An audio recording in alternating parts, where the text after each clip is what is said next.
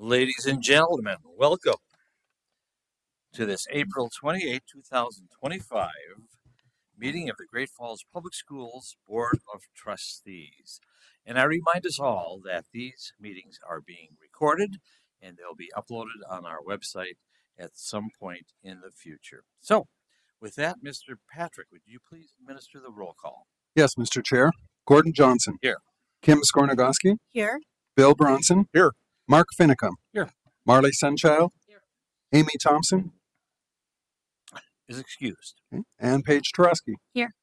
You have a quorum present, Mr. Chair. Thank you, Mr. Patrick. Ladies and gentlemen, please rise and join me in the Pledge of Allegiance. I pledge allegiance to the flag of the United States of America and to the republic for which it stands, one nation, under God, indivisible, with liberty and justice for all. Thank you. Mr. Chair, Trustee Skornagoski. I move we adopt the agenda as presented. Second. It's been moved and seconded to adopt the agenda as presented. Any comments or questions from our Board of Trustees? Any questions or comments from our gallery here with us this evening? Hearing and seeing none, I'll call for the question. All those in favor of the motion, please signify by saying aye. Aye. Opposed, same sign. Motion carries unanimously. Mr. Chair, Trustee Skornagoski. I move we approve the consent agenda as presented. Second.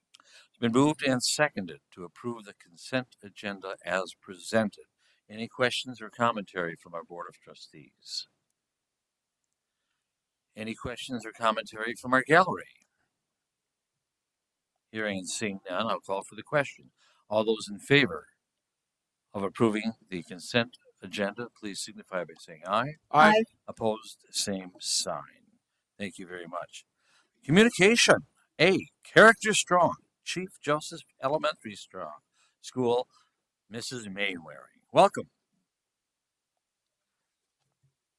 Good evening, Chairman Johnson, members of the board, Superintendent Hoyer, members of the community. It's my pleasure tonight to introduce Chief Joseph Elementary with the Character Strong presentation for the month. We'll have Andy Thayer's principal come up and introduce her folks.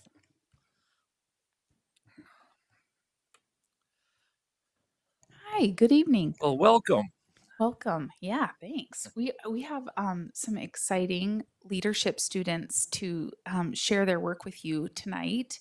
But we'll just go ahead and start by going through the slideshow because they each have their parts.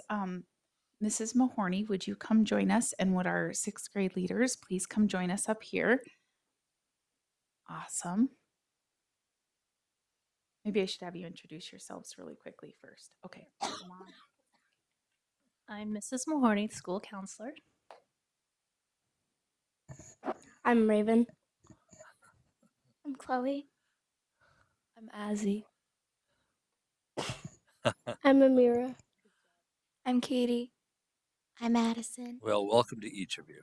Happy to have you here.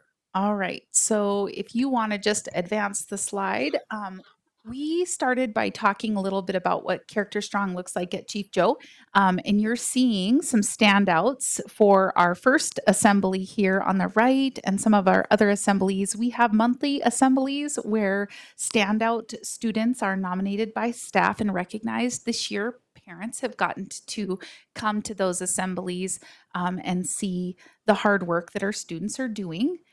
We also attach their names to a Character Strong bulletin board that sits in the parent center all year long, so they get year-long recognition. And then I just took a snip of some of the words on the back of the awards that teachers write personal messages to our students for their hard work.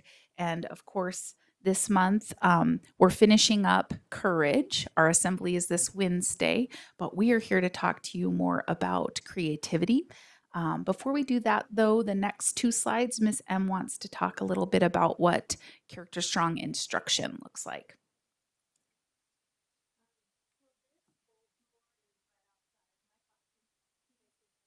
We can.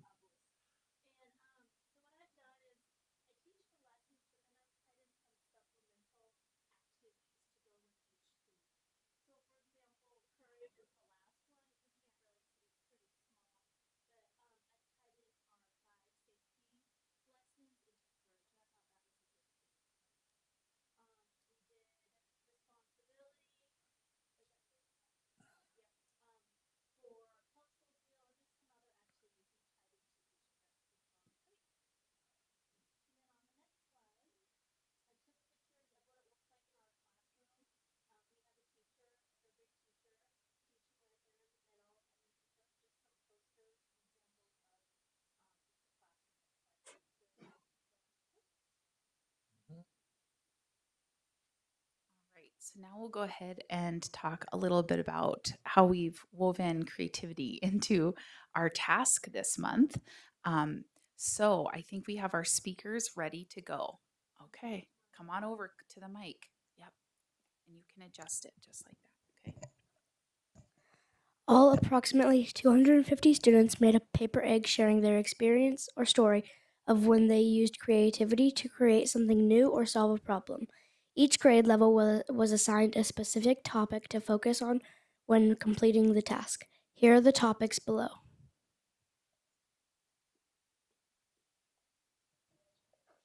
Kinder on the playground, first with friends, second with playing a sport or game, third in the classroom, fourth and fifth at home with family, sixth with friends.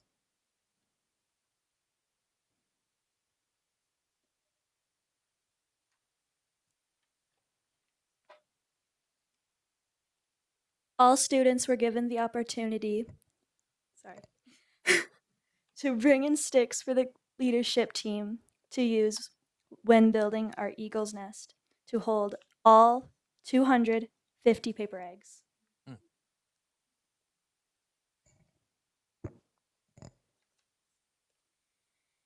Sixth grade leadership students use creativity to use sticks, twine, and hot glue to construct the eagle's nest to display as our reminder of how to apply creativity in their lives as Chief Joe Eagles.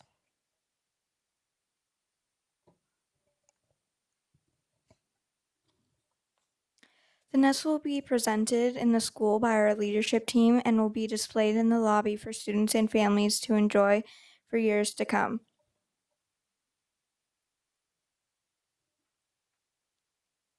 Okay, so see this first. This is the final product. We've created the nest. Some of our sixth grade leaders were Oh, wow. pretty hands-on with creating this. We're going to leave it, like I said, in the parent center, like they said in the parent center. But they also have, do you guys want to unveil it? You better do the honors.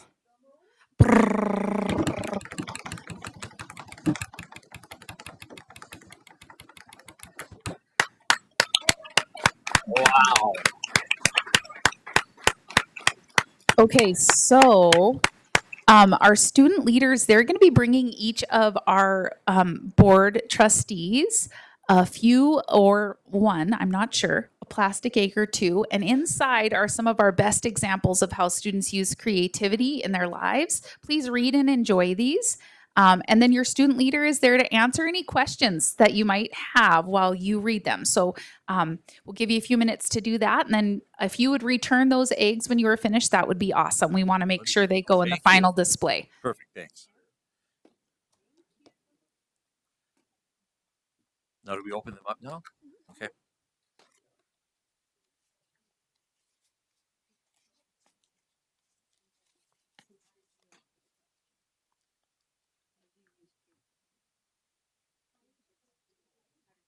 Uh-huh. So is this you, your friend? Didn't someone else? They didn't know how to do a back bend. That's really cute. I'm gonna open the other one now. This is fun. Okay. This is from Zoe. I didn't understand how to do a question on a worksheet, so I asked for help. That makes sense, doesn't it? Yeah. Oh, good. And look at that picture. Isn't that good? Yeah. A pencil there and a sheet. Lovely. Wow.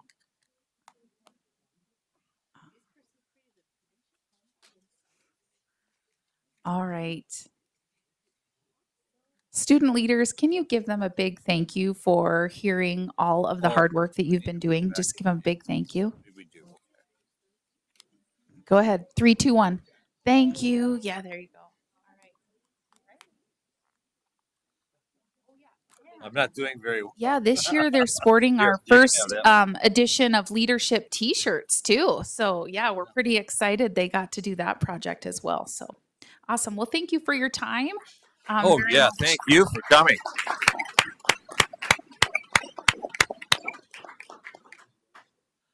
Trustee Bronson is still making discoveries.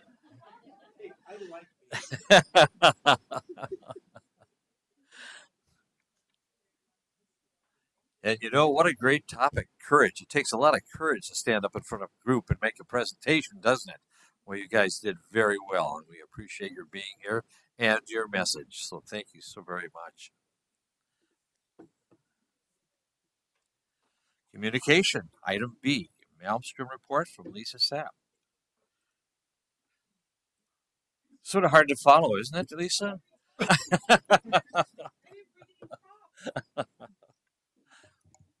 Man, hard act to follow. Oh, yeah. But I have to say, we really love our friends over at Chief Joe Elementary. We spent some time over there this month for Month of the Military Child. So Purple Up for Great Falls Public Schools on the 10th. Thank you, Trustee Finicum, for speaking at that event. We appreciate you.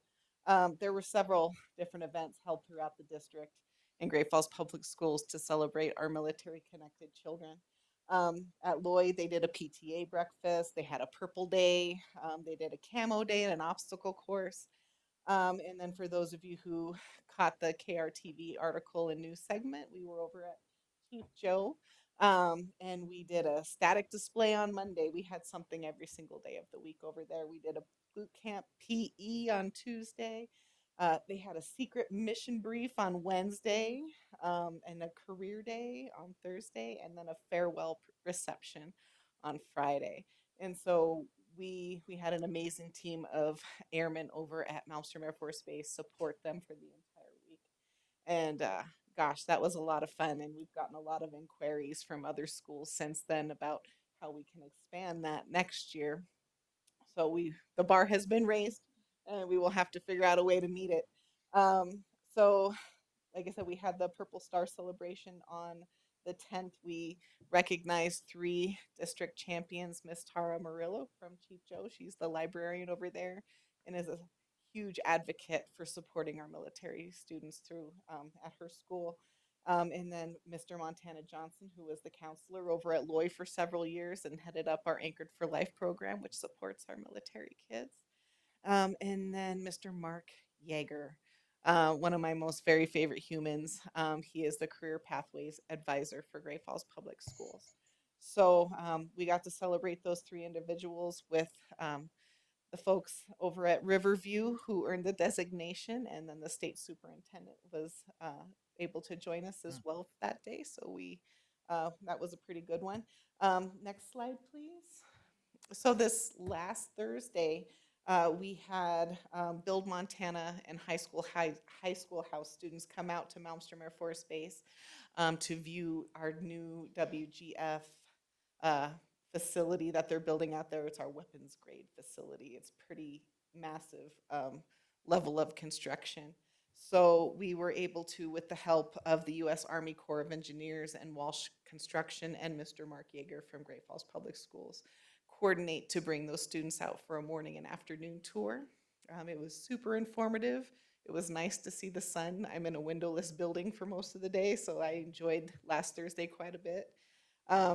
So what they were able to do is view our newest construction site out at the base, and then just the U.S. Army Corps of Engineers and Walsh Construction were able to talk about the various trade pathways available through the Department of Defense. So that was super informative, and we hope to do more visits like that in the future as the Sentinel project kicks off here at Malmstrom. So next month on May 20th, there's going to be a law enforcement job fair. I think Mark's going to get me some kids out for that. We'll have folks from all sorts of federal law enforcement agencies out there to recruit some of our security forces, get kiddos who are going to do their 4 years and skedaddle. But we'll have everybody from FBI, CIA, ATF, all those folks will be on base. And so for our kids who are interested in pursuing that as a potential pathway, it's a good opportunity to ask questions and maybe pick classes and, think about college pathways for the future. And then a few are I think next slide, please. Oh, yeah. So Malmstrom PIRs are coming up for professional development.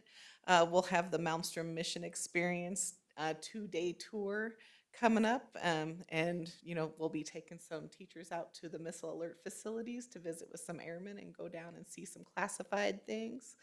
And then in August, we'll do our teacher deployment day. So that is still trying to figure out what that's going to look like. We'll try and make it as fun and as interactive as we can. So, pending your questions, that's my report to the board. Any questions for Lisa Sapp? If Great. not, thank you very Love it. much for your report. Always a pleasure to see you, and Yes, pass on our best regards to our friends at Malmstrom. will do. Thank you. Thank you. Communication C, Superintendent's Report, Mrs. Hoyer.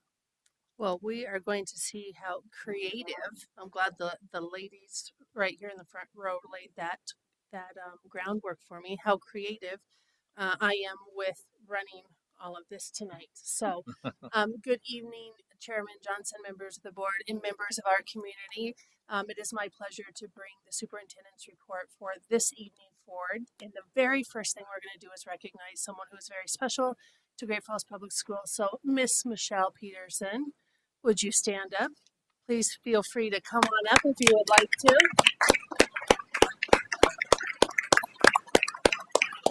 So, Michelle is the co-winner for the 2025 Shape America Western District Honor Award.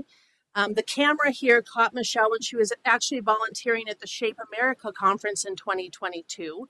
So I did some stalking on social media, Michelle, and I found that on the Shape America website.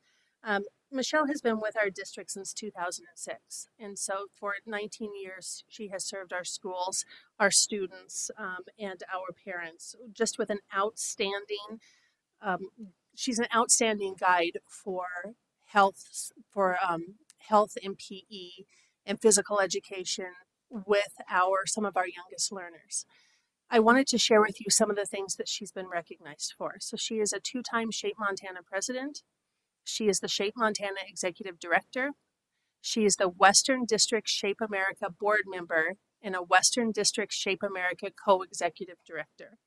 And she was honored with her award when she was at the national conference in Baltimore, Maryland, which ran April 1st through 5th. And so, Michelle, for all you do, now this is a very little part of what Michelle does. Michelle also runs literally an incredible cross country program for her kids. She gets them involved in track. Whatever school Michelle touches, her kids are heavily, heavily involved in. And she has done more to forward physical education for our elementary students than anybody else I can remember. So, Michelle, you are so appreciated, and we think the world of you. So if you would like to speak, you can. If not, you can shake the hands of the board members and just know how much we really, really appreciate you and all you do. Appreciate that. I did resign my executive director position last summer. So they do have a new executive director, but we have 2 board members that are on the Shape Montana board. All right. And Molly, and they will be hosting the Shape conference here in Great Falls this summer at Great Falls High. So if you have questions for them about the dates or that type of stuff, or if you're around the summer, you guys remember what the dates are? Okay, at Great Falls High, Judy Roll will be a big part of that as one of the PE teachers over there, big leader there. TK is here as the elementary leader also. But without these leaders and coming up behind me, because I am stepping out soon, right? Help with physical education wouldn't be what it is in Great Falls.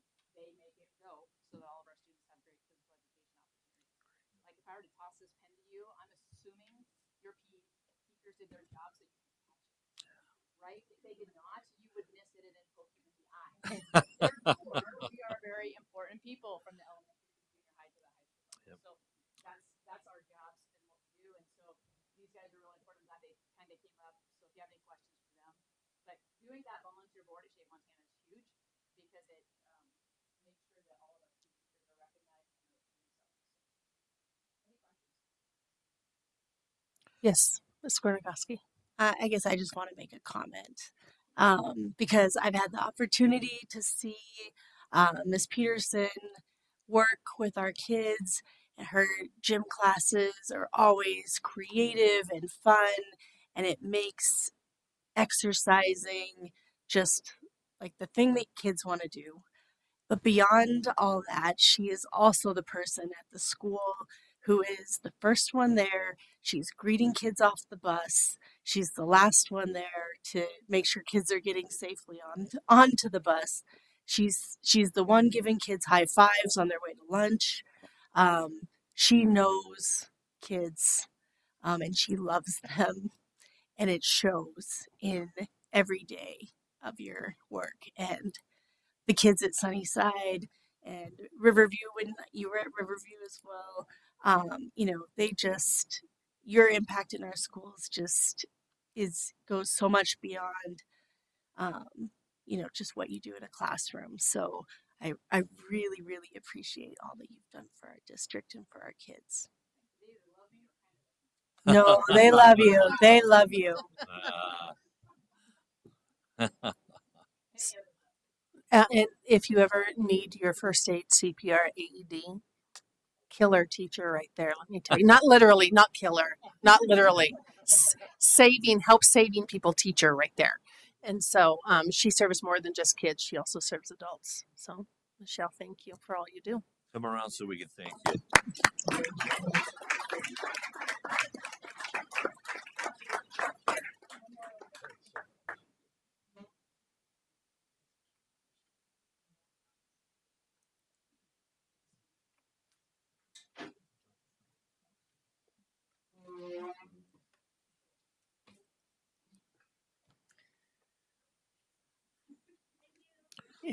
You're Thank you for welcome. coming.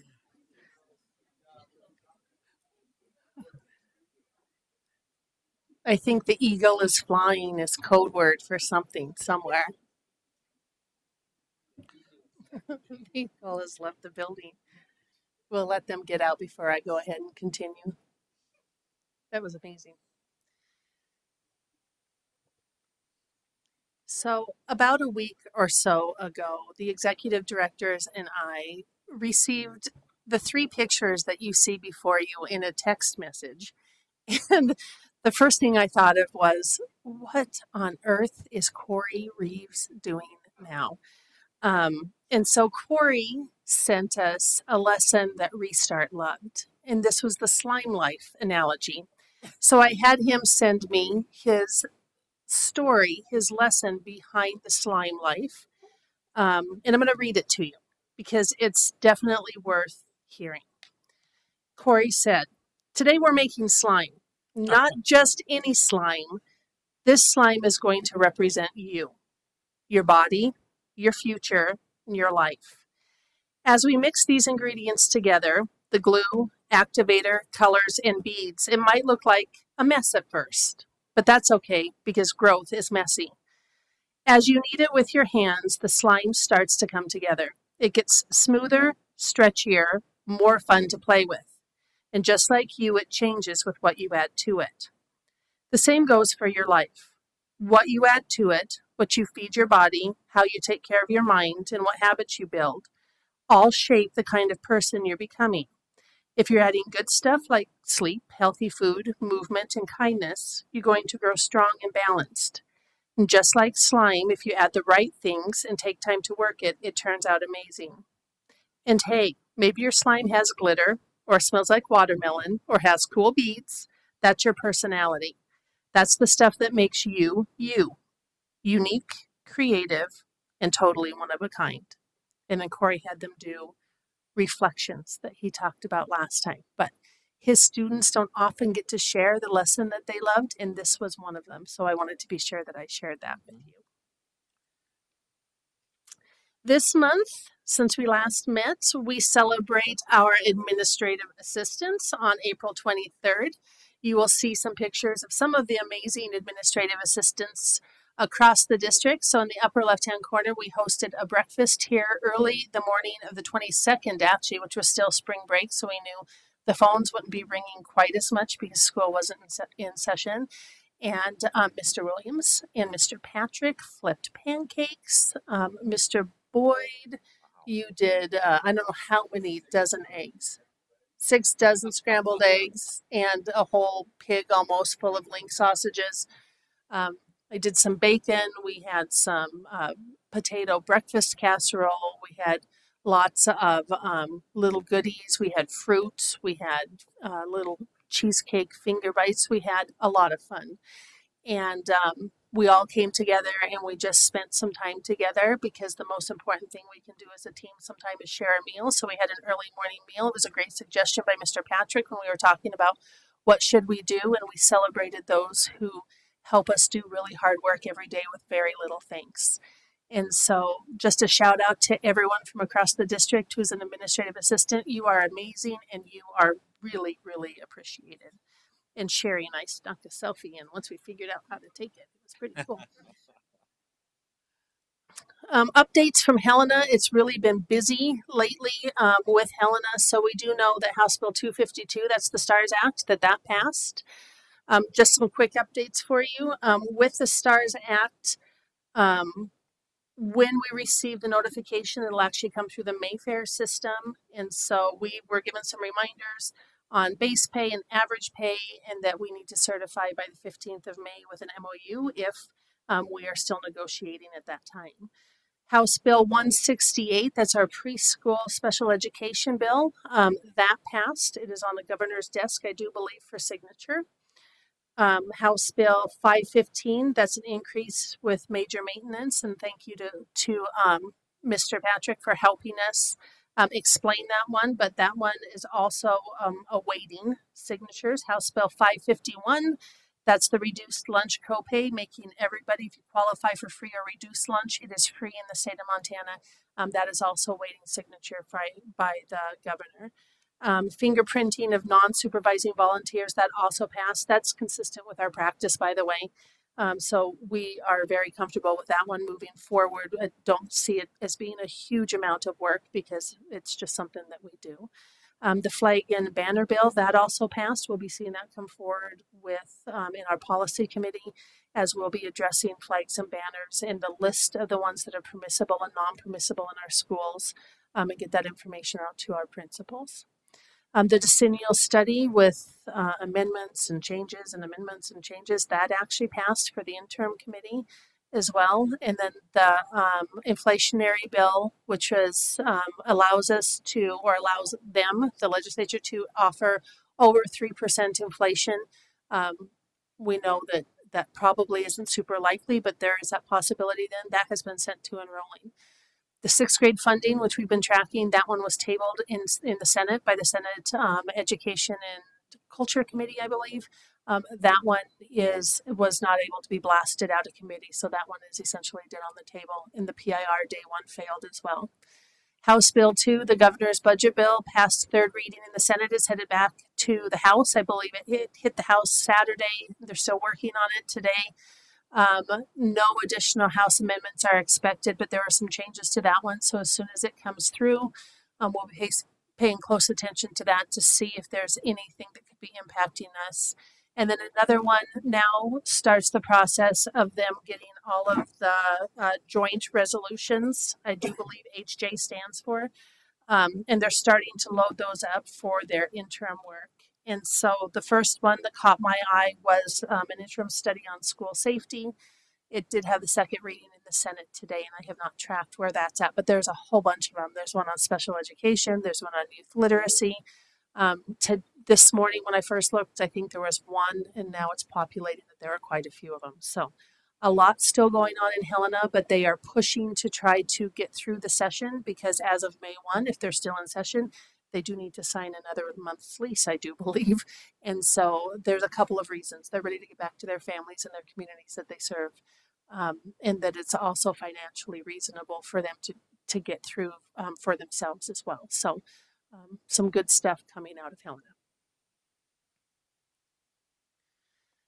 And then finally, my data for the day. I wanted to visit with you in our next 3 board meetings about the strategic plan and how we're doing moving forward. So I had meetings with the executive directors and gathered information from our schools. Stewardship and accountability is the first one. And if you remember, I had the one page that you could refer to, and all of the stewardship and accountability has been changed to green. So we have accomplished those, and we'll be archiving them as we move forward. Looking more in detail, you do have some more information, detailed information. I'll go over it in just a moment, but at your seat. Key metrics for the district. So innovative tax credit, just some data. Allocations went down by 8.4% this year, but the number of individuals giving increased by 31%. So we're seeing more and more of our community step up and provide support through innovative tax credits. In social media, the interaction rates, they're fluctuating really depending on the postings, as social media does. March was down from April by 16%, but the third quarter of this year was up 110.1% over earlier this year. Photos continue to be the main item they're interacting with, or people are interacting with. The majority of our followers are women over the age of 35 years, and that's 81.1% of our interactions are with women. We are still really worried about low Malmstrom clicks. 1.1% of the clicks that happen on our social media come from Malmstrom. And the highest posts of interest are always with new employees and student activities. Budget town hall meetings were completed with what we see as average attendance over the last couple of years. And our calendar survey, we did see a decrease in participation, down 19.7% to just over 800 participants. Parents, community members with children increased, however, from last year. They made up 7.6% of the survey. This year, they were 25.3%. So those are some important district metrics as we look to who we're reaching out to and who's responding to our efforts. The schools then took that one pager and they gave me feedback in the fall, and they just did it again for the spring.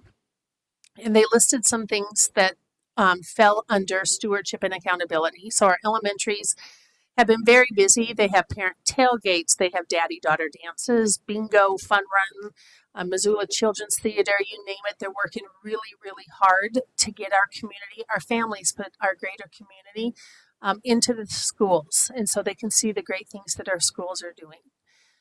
They had their staff trained on consensus building, living wax museums, and one of our schools even does student family bell ringers to start each day before the students get to school, so the students and the families have interaction using common language that we use with lessons.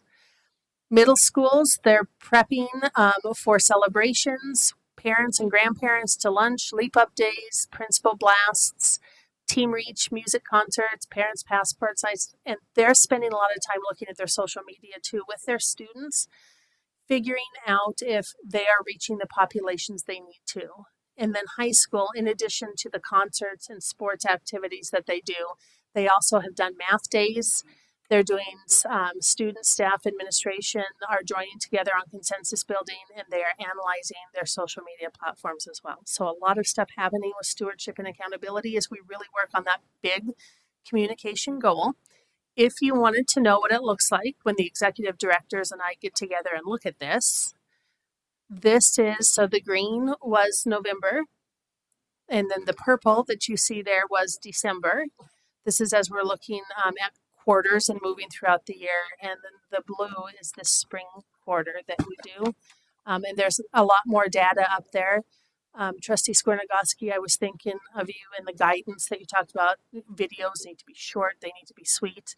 Our 3-second videos have the most views. If it goes over a minute, it drops from 34,686 to 439. Wow. So the attention span on those videos is really important. It's something that's important for us to know and Becky to know as we move forward with this. And then we can see what's most popular. So, with photos, those are the most popular. It's shown a 59% increase over other formats on social media. 1,300 onto the videos. Fewer and fewer people are reading the text. So we do bullet points. We reduce the amount of text because people aren't reading it. That's not how they're consuming their information. So it's been really interesting for us. And then it continued on with this. And once again, posts involving staff, students. They are the most popular. I do believe Barbara Dowdy being introduced as the new coordinator and director up at the ELF Center was the one that had the most hits. But Whittier sixth grade planting pinwheels was also up there as well. So lots going on, but feeling really good about where we're at with stewardship and accountability. And that is my superintendent's report. If you have any questions about this portion of our strategic plan, I am open to questions. Any questions for Mrs. Hoyer?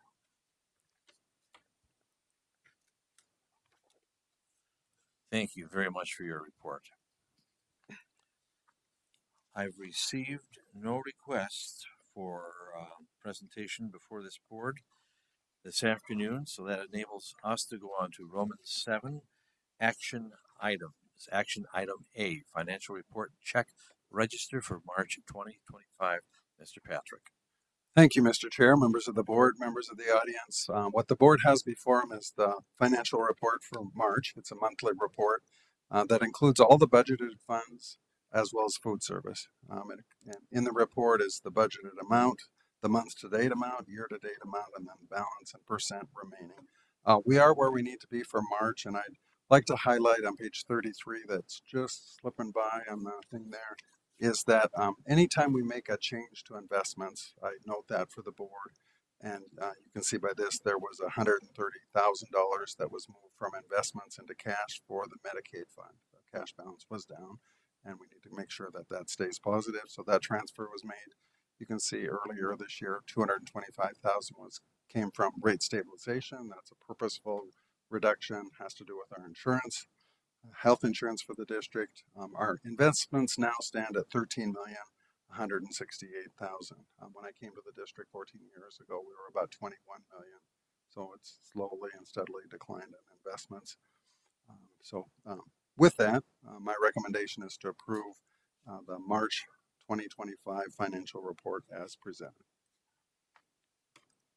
Mr. Chair, Trustee Tarosky. I move that we approve the monthly financial report and approve the register of payments for March 2025 as presented. Second. Been moved and seconded to approve the monthly financial report and approve the register of payments for March 2025. Are there any questions from this Board of Trustees? Any questions from our gallery? If not, I'll call for the question. All those in favor of the motion, please signify by saying aye. Aye. Aye. Opposed, same sign. Motion carries. Action item B, second reading of revised board policies 2105, grade organization, 2130, program evaluation and diagnostic tests, 2132, research studies, 2163, traffic education, and 2166, gifted program. Mrs. Hoyer. Thank you, Chairman Johnson, members of the board. As of this afternoon, just prior to walking in here, I had received no input for this second reading to share with the board. Just as a reminder, this was just updated language, modernization. It tightened up some of them with some verbiage, and the committee did outstanding work. So with that, I request that you follow the recommendation to approve those revised board policies. Thank you. Mr. Chairman, Trustee Brownson. I move that this board approve revised policies 2105 on grade organization, 2130 on program evaluation and diagnostic tests, 2132 research studies, 2163 on traffic education, and 2166 for our gifted program. Second. Been moved and seconded to approve the revised board policies as enumerated by Trustee Bronson. Any questions from our Board of Trustees? Any questions from our gallery? Hearing and seeing none, I'll call for the question. All those in favor of the motion, please signify by saying aye. Aye. Opposed, same sign. Motion carries with tremendous thanks to our Board Policy Committee. Roman 8, action other. Nothing was pulled from the consent agenda, so we will move on to reports, discussion, and policies. A, first reading, and new mathematics KUDs and technology computer science KUDs. Know, understanding, and do. Mrs. Mainwaring. Good evening again, Chairman Johnson, members of the board, Superintendent Hoyer, members of the community. It's my pleasure to introduce Rachel Cutler tonight, the elementary coordinator for curriculum, to go over the first reading of the new mathematics KUDs and the technology and computer science KUDs. Thank you. Good evening. Good evening. I have three main topics for you tonight. The first one is our first read of our tech integration and computer science standards. So we'll go through this really quickly. Just an overview of our KUD documents and why we create them. They're really created to provide clarity for teachers and to make sure that we're all instructing in a similar way and addressing all of the important elements of the standards. So that's it for that one. So just talking a little bit about the process for our tech integration. In 2016, Great Falls Public Schools used the international tech standards to write ours. And at that time, Montana didn't have any technology standards. We really felt like they were important. We were investing a lot of time and effort in technology and wanted to make sure that we were on the same page. So we've been utilizing those since 2016. In 2022, Montana wrote their state standards based upon the same standards that we had written ours, those international ISTE standards. We anticipated, based on that, there would be a lot of similarity between what we wrote in 2016 and what the state put out in 2022. We were correct. There are some differences, which I'll share with you in just a second. But in the summer of 23-24, we formed a technology computer science committee to revise that version. So next slide, I'll tell you some of the revisions that were made. The focus when we wrote them in 2016 was really on using that basic technology, was on digital citizenship, and just really getting some of those basic ideas about technology across. In the new standards, computer science has been added as its own category. So it goes all the way down to kindergarten. We have computer science standards in kindergarten. One of the first standards is learning steps in a process. So that's their first standard. There's a larger focus on programming, data analysis, algorithms, looking at more advanced thinking skills, and now building an understanding of how artificial intelligence works. One of the last categories of standards K-12 is called the importance of computing. So it's building an understanding of how computers support our lives. And that's it. Okay, so that was the computer science ones. These are right here. A little bit of light reading. These hard copies are in my office. You can feel free to grab them. They're also online if you go to the curriculum department. They're right at the top. Next, I want to talk about our math work. Here's our math work. You look, it's a similar stack of KUDs. To back up a little bit and give you the background, we began this work in 2022 with our math task force. We had teachers from K-12 across the district look at data, look at best practices. We had a lot of great conversation, and they determined next steps were to push the math task force out into each of our schools.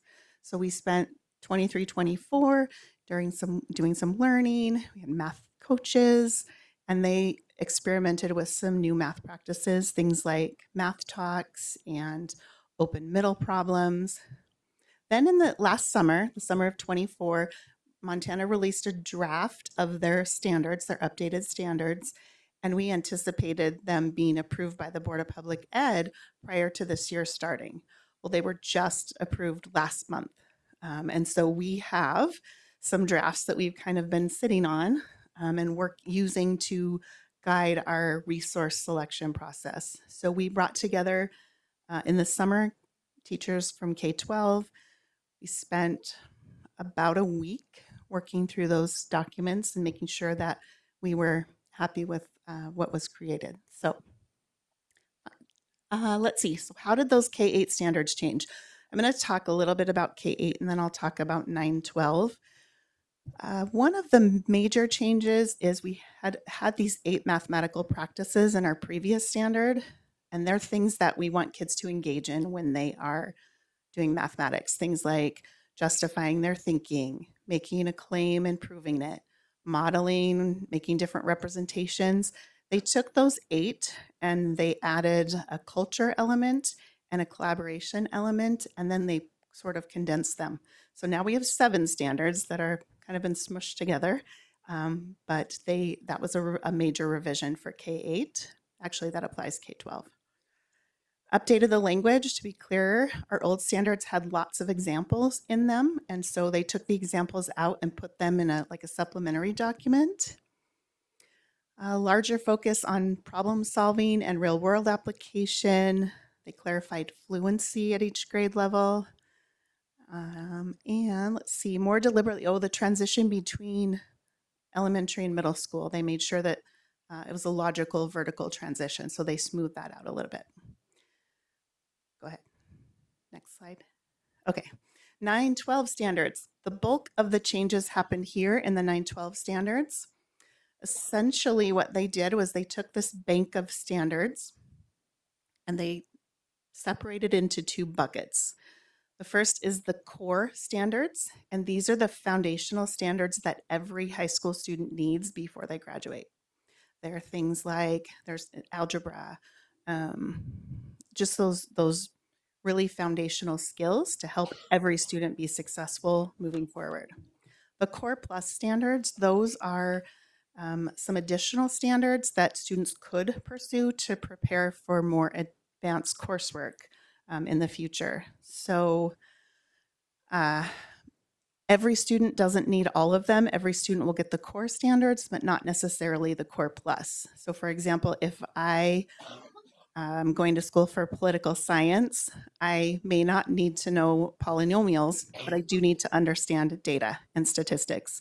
So it allows us to create some coursework for students that will support them as they move forward.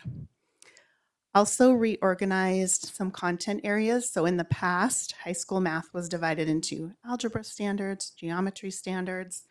Now they're grouped by mathematical domain. So every course in high school will have a little bit of algebra, a little bit of geometry, a little bit of each of those areas. It's a little more integrated model. So basically, the intent was just to create some of those pathways. Okay, so that's math standards. Now I'm going to talk to you about the K-6 resource selection. Anytime we look for a new resource in any of our content areas, we start with research. So we look at What Works Clearinghouse, the Institute of Educational Sciences, Ed Reports. We look for programs that are all green in Ed Reports. This year, we also went and did some classroom visits. There were some programs that we were interested in that are being taught in Bozeman and Belgrade. So we took a team down and did some classroom visiting, saw the instruction in action, talked to students and teachers. From that, we decided we're going to bring a rubric process to our committee. So with the math committee, we asked them, what are you looking for in a new resource? What's important to you? They gave us a whole laundry list of all of the things that were important. We kind of took that list and categorized it a little bit, gave it back to them, did some editing, and then this became the tool that we used to look at all of the resources we looked at. When we had that tool, the other question we asked was, does this resource align with the new standards? So not only do we have to make sure it meets all these requirements for this, what teachers are wanting, but also is there that alignment? We initially started with 11 math programs, K-12, that we started to look at. We narrowed it down. And so beginning in December, there were 5 that were open for the community and for teachers to come up and look at. We put the committee rubric out and had people fill that out and give feedback. We didn't have as much participation as I would have liked. We did have some, but those were out for people to take a look at. On the elementary side, it was very clear that from that process, there were 2 that rose to the top. So the 2 that we took a deeper look at were McGraw-Hill Reveal and Amplify Desmos.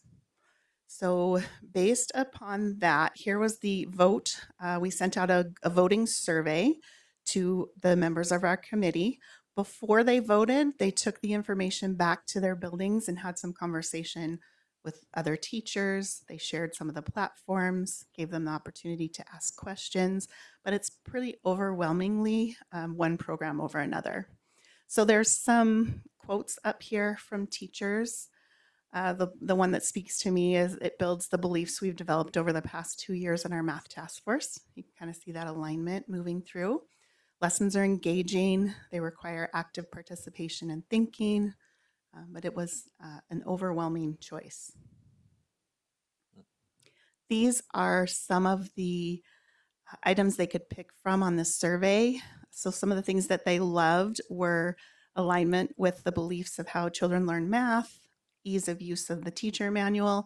They also spoke to the intervention resources. It's easily differentiated, very engaging for kids. But these were, the breakdown of what they thought about the particular program that they looked at. So estimates of cost, I've been working with Amplify. Currently, for a 5-year purchase, we're looking at $950,000. It does include digital access for teachers and students. It's a blended model, so students are on computers sometimes. There is, written work, but as the students move up in the grades, they become more digital than writing. It's kind of a balance. Teacher manuals, hard copy teacher manuals, daily presentation slides that teachers use on their Promethean to guide the instruction and the conversation and the learning. Center kits, which was something they were very interested in. What they like about them is all of the center materials are cut out. They don't have to print, laminate, or cut anything out. They're very happy. Intervention materials are included, as I said. There's online formative and summative assessment that is auto-graded so that teachers get quick responses. There's also print versions of both of those. And still determining about student activity books or black lines. Currently, they don't offer anything but a blended package. So if we purchase the digital, we have to purchase the student activity books as well. So I'm working with them to see if they're open to any movement on that. There will be some additional costs for professional development. We'll train in groups of 30. I think they have to bring in 12 people to train all of our elementary teachers in groups of 30. And then one of the things we're doing is we took the math manipulatives from our previous program and we're repurposing those. So we'll be able to use the majority of those and not have to purchase for the new program. So that reduces our costs a little bit. I think that's it. What kinds of questions do you have? Any questions for Mrs. Cutler? So we did get the KUD reports electronically, and I did ask to borrow the printout copies, which were really handy. Yes. And I'm guessing they're available to any one of us at the table here. Yes, absolutely. I had it for a couple of days, and it's not exciting reading, but it's good reading, and it illustrates some work well done. So thank you very much. Thank you. Any questions for Mrs. Cutler before she leaves? If not, thank you very much. Thank you. Appreciate your report. Reports, discussion, and policies. B, first reading of new elementary mathematics curriculum resource. Amplify Desmos Math ADM. And this is Mrs. Mainwaring once again. Chairman Johnson, I do believe that Mrs. Cutler just rolled that all into one because it was one presentation. So we're on to the first reading of the technology strategic plan. We are, yes, sir. Mr. Williams, up to bat. If I can get this off. Hold on. Me and technology.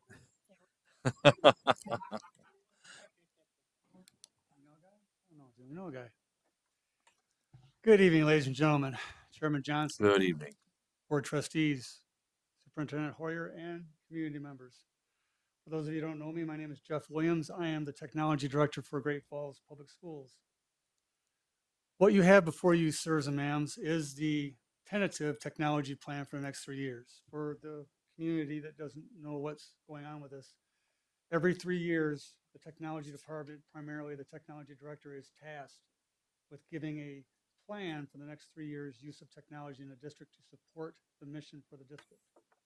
As you can understand, in the last 10 years, those plans have been pretty important, and they they've had to be fluid in their ability to support the district. So what we have here, ladies and gentlemen, is the first reading of a plan with that hopefully fluidity to take and deal with the next 3 years and issues that we will be facing.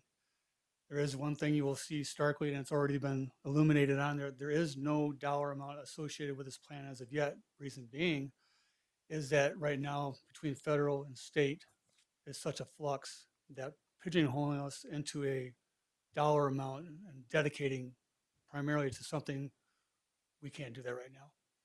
With any plan, you dictate what you want to achieve, use that as your main target, and then you just break it down into the acceptable pieces that you use to get to that target.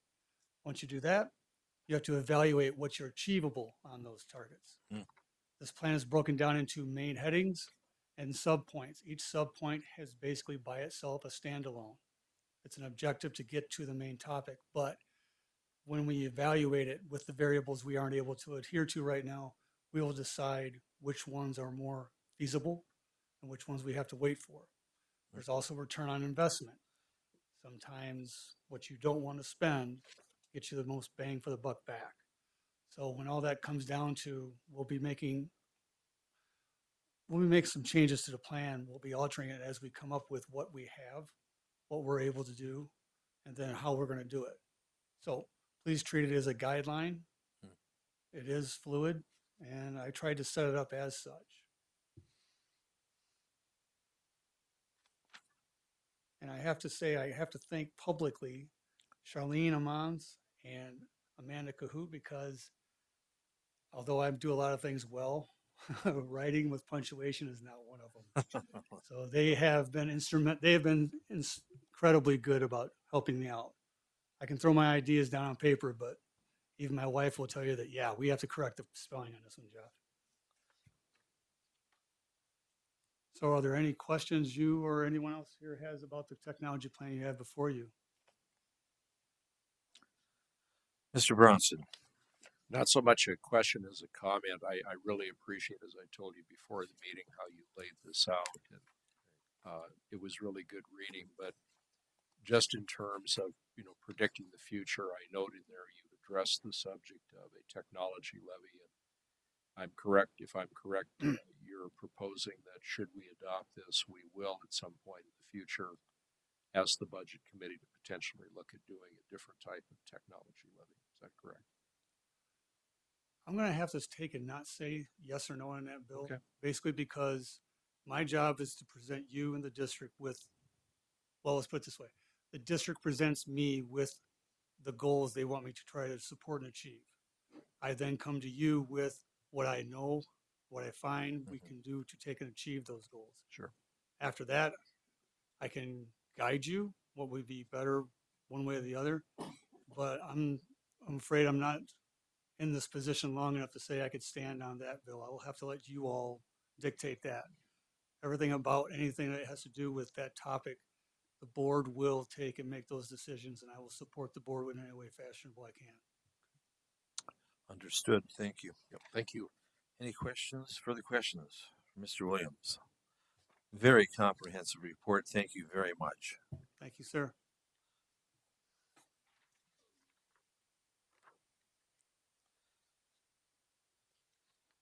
Item D, first reading of revised board policies 2333. Participation in commencement exercises 2413, credit transfer / assessment for placement from non-accredited and / for nonprofit schools. 2420, grading and progress reports, and 2520, animals / pets in school. Mrs. Hoyer.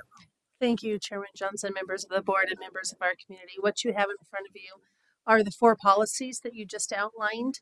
The committee worked together and took input from the Montana School Board Association, And they modernized and brought consistency to names and titles within Great Falls Public Schools department.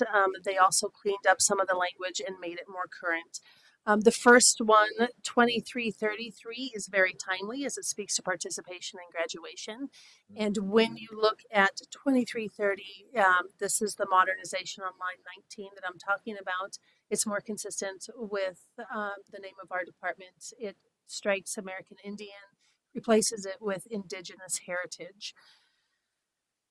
When you're looking at 2413, you will see that there is on line 9, there is an and or from non-accredited and or non-public schools. Takes into account that both of those have to be evaluated as we look at bringing students into our public schools and start moving them across the graduation progress spectrum. Line 25 changes. There's some additional language in there. It changes which was to prepared and, which is much more modern. On page 87, you will notice that there is a designee for your information. The designee in this one, this is grading and progress reports. This is the work done by our executive directors in conjunction with our building level leaders.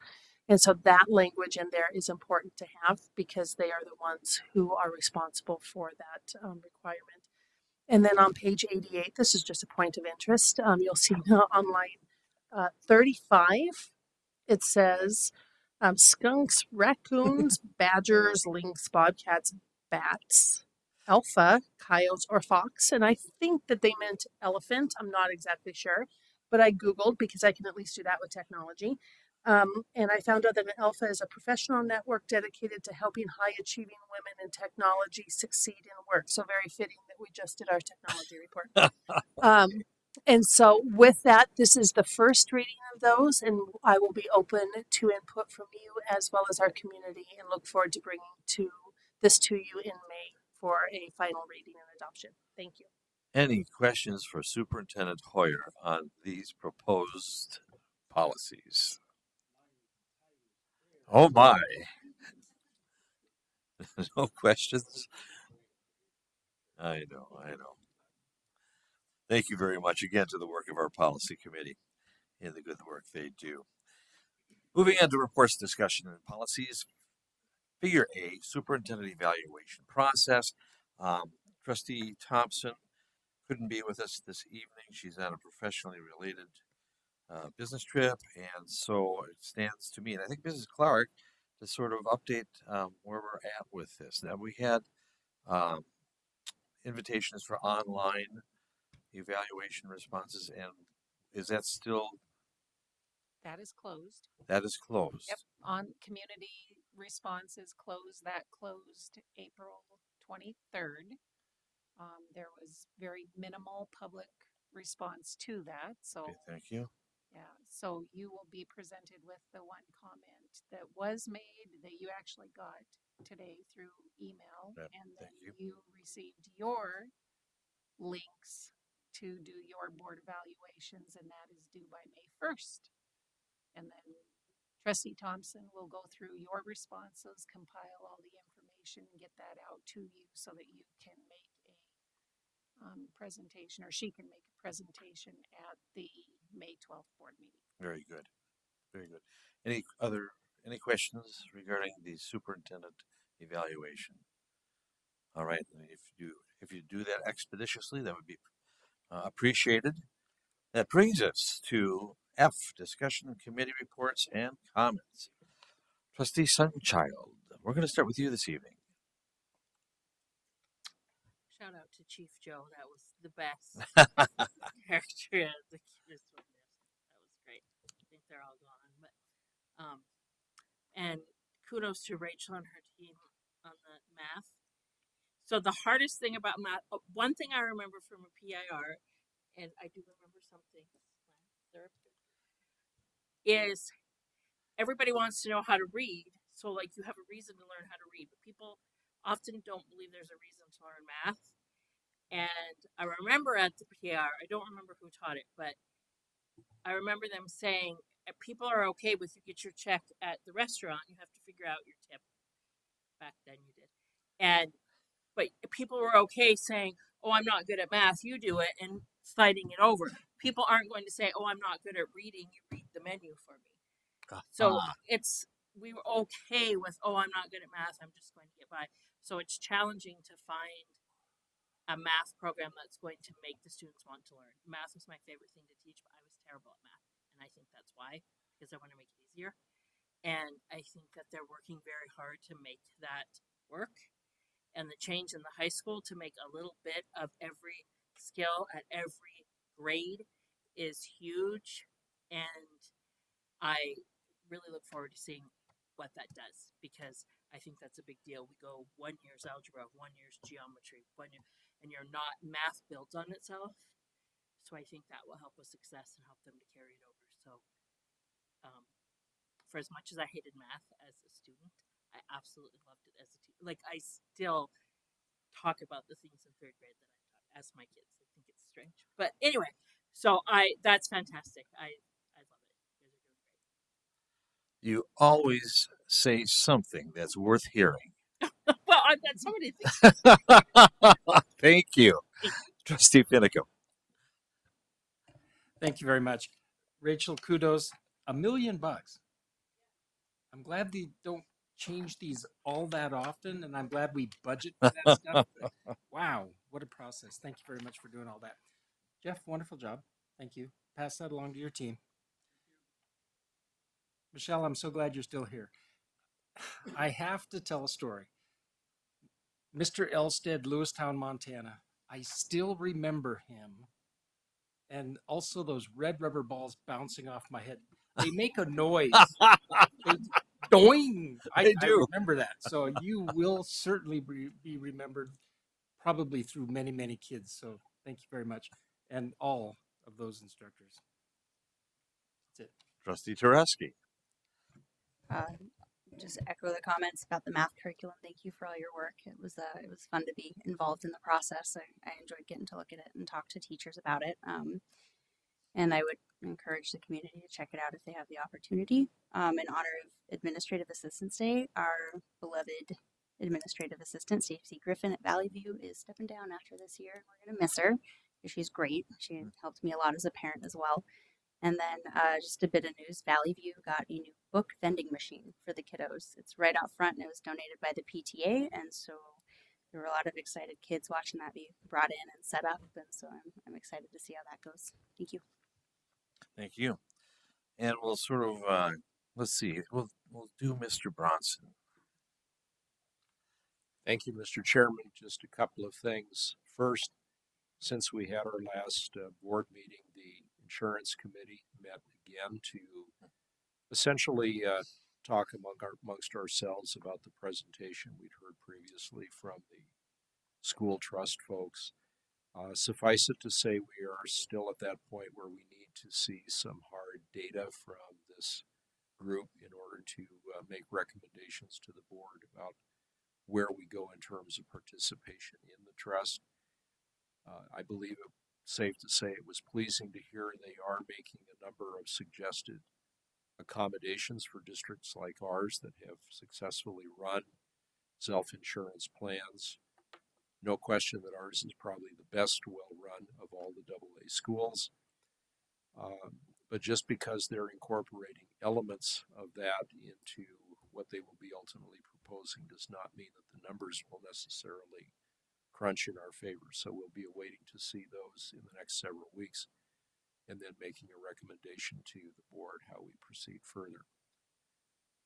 Second, just taking off of the superintendent's comments and looking at the recent actions by the legislature, I think it's safe to say that we are probably doing far better than we'd even anticipated this session in terms of the legislation that has been both proposed and passed. And it evidences a strong bipartisan effort in the legislature, including in many cases support from the governor for a number of these proposals that hopefully will make our developing budgets much easier and dealing with some of these fiscal problems much easier as well. So I'm looking forward to the final product. Just so you know, the legislature may very well adjourn early this week with the budget bill about ready to pass, and with the major tax bills having been completed, I was talking with a lobbyist that I've been involved with in another set of programs, and his sense is they will probably adjourn sine die this week before the 90th day. So stay tuned. Thank you. Thank you, Mr. Bronson. Trustee Skornowski. Just thank you to Rachel and the math team. My kind of brief little foray into that experience was really illuminating. So I really appreciate being a part of that process and encourage, like Trustee Tarosky said, encourage our community to get involved. I think one of the questions at the candidates forum is, should parents get in, how can parents be involved in the curriculum in our schools? This is how. So this is a great opportunity for parents to see exactly what is expected of our teachers and our kids at every level. The one final thing I wanted to mention is at the end of my comments last time, I said, wish me luck on the field trip to Helena. But I'm happy to report that the 7th and 8th graders from East were in the Capitol and got to see the Vote on the Stars Act. So we were back a little bit late and missed some buses because of it. But it was really cool for the students to get the opportunity to see really the legislation that'll most impact our schools for the next 2 years. So Fantastic. Thank you. And I'd like to thank Great Falls Rising for organizing the forum. And Trustee Tarosky was there. I was there. And I see Mr. Duff back there in the room. He was at the table as well. And so it was an opportunity for us to share with the public our thoughts on several questions that were posed to us. And also thanks to GFEA for your involvement in this process as well.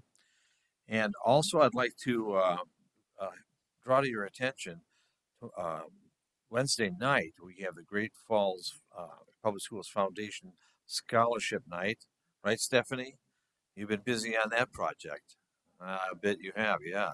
So attend if you can. It's an inspiring evening to recognize these students who have achieved tremendous things over the course of their studies with the Great Falls Public Schools. And then we launch into mayhem. And I'm not going to enumerate because they're all right there before you. The dates as we go into graduation. It's all very exciting, and it represents a lot of the hard work that we do throughout the year as a board of trustees. So with that, if there's no further business to come before this board of trustees, I would propose a motion to adjourn. So moved.